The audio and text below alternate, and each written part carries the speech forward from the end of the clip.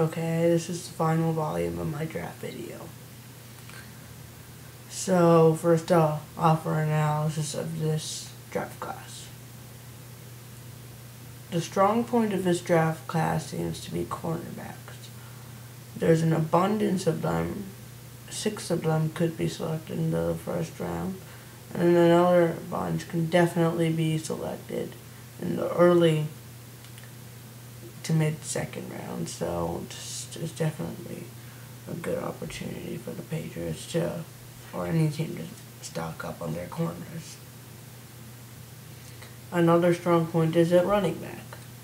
There's a lot of good options at the end of the third round, which could prove perfect to be for a team like the Patriots, who can definitely use a running back at the end of that round. The weak point definitely has to be quarterback. Only one good first-round prospect, and then another one of them is slipping in due to the weak quarterback crop this year.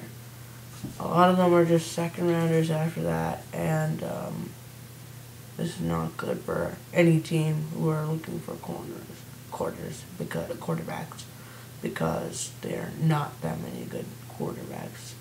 And this could definitely be a year where they look elsewhere. So, without further ado, I will offer the rest of my New England Patriots draft class. So, in the second round, New England will trade up to pick 48 with the Falcons, trading. Since they have 3 picks, they'll trade a second rounder next year and a 7th rounder in this year's draft. And with that selection, they'll take Antoine Cason, the cornerback/safety out of Arizona. He'll start at cornerback, and they need him because they're obviously looking for a corner, but Golston is too good to pass up on in the first round, so they're just trading up here and getting a first-round possibility corner. And also can play safety if needed, which could prove nice for the team. So, with the 62nd pick at the draft, second round, the Patriots will select Curtis Lofton, inside linebacker out of Oklahoma. He's a tackling machine, and the Pats could use some youth at inside linebacker, where they're set to lose Bruschi next year and possibly stay out this year, so he could start next year, and the Pats would be set at linebacker for years to come. So, with the 69th overall pick in the third round, 69th overall pick, they'll select offensive tackle Tony Hill out of Texas. They need as much depth on that offensive line because Nick Cager isn't that good. So this is just a nice pick where they get depth at a needed position. And there wasn't much else to take here that would be as useful as this guy.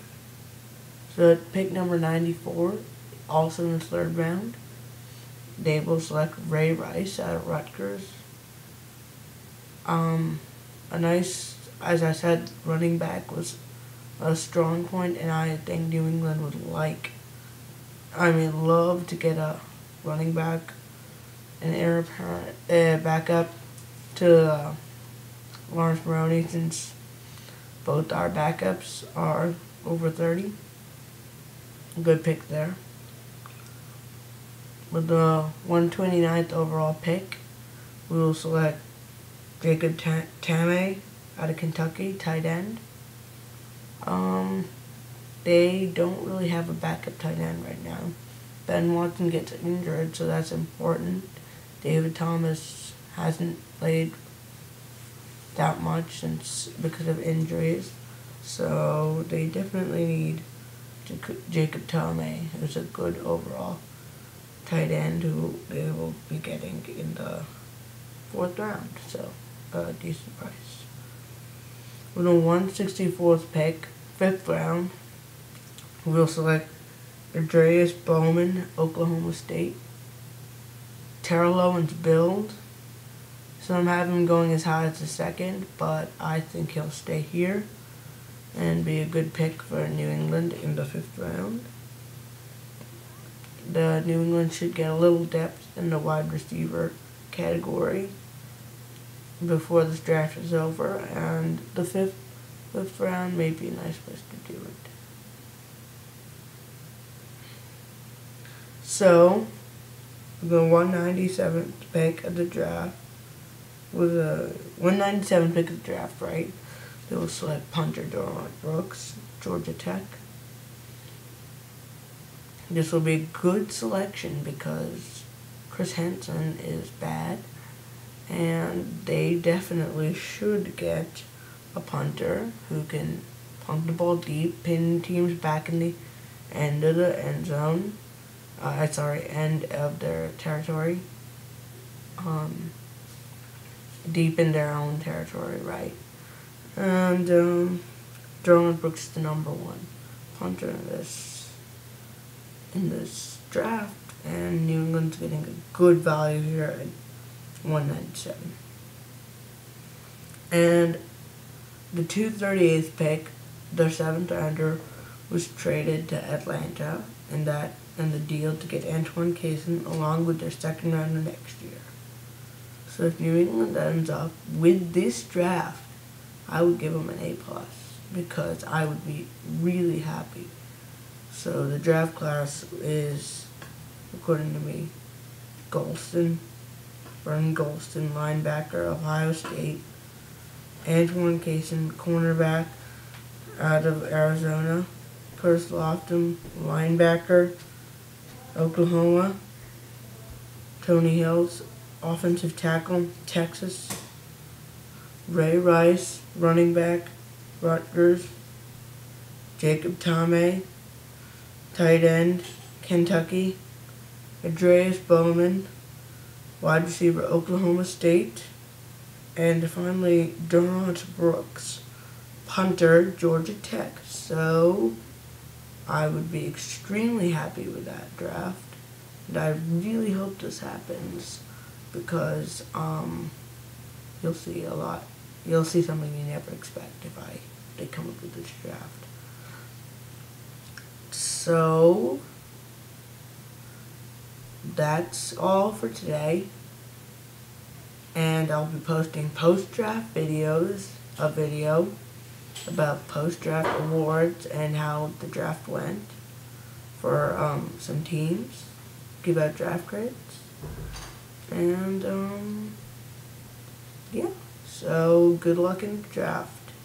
And by the way, I'd like to apologize for not posting the pitchers version to my season projections. I ran out of time before the season started, and it's on Baseball League, on Baseball Ethical, to post it after the baseball season started. So that's why it's not on YouTube, and I apologize for that. But this draft video is here, and good luck in the draft to all your teams, except for the New Jersey Rats, or Jets, New York Jets, I mean.